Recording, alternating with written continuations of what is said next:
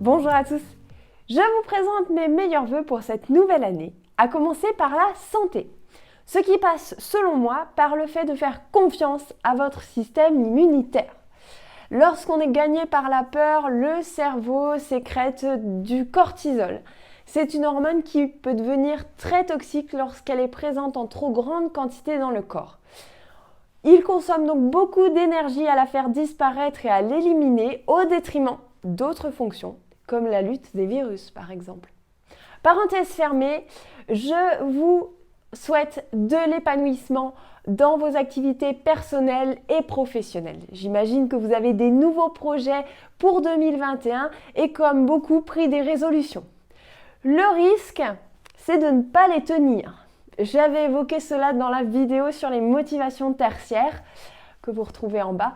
Parfois, on a des rêves, mais avant de mettre des actions en œuvre, il se passe beaucoup de temps.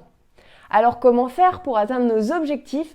Je vous propose d'ajouter du fun à votre année et à tout ce que vous pourrez faire. C'était l'objet de la vidéo sur les motivations primaires. Lorsque j'arrive à intégrer ce qui me donne de l'énergie et qui me ressource dans mon quotidien et dans les projets que j'entreprends, il devient beaucoup plus facile d'y consacrer du temps et donc de contribuer à l'avancement de mes idées, de mes projets. Je vais vous proposer un premier exercice. C'est de faire le point sur les projets que vous aviez en 2020 et de réfléchir aux raisons qui font qu'ils n'ont pas avancé autant que vous l'auriez souhaité. Je vous entends évidemment me dire que le Covid est passé par là.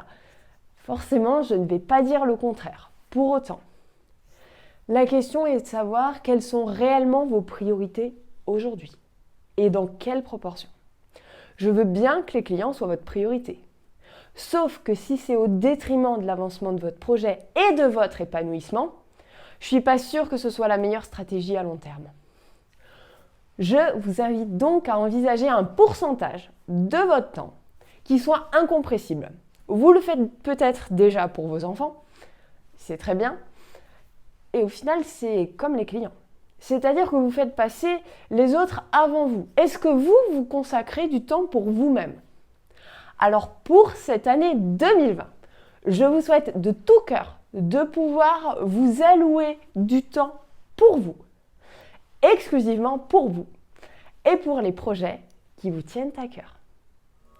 À très bientôt et d'ici là, belle année 2021.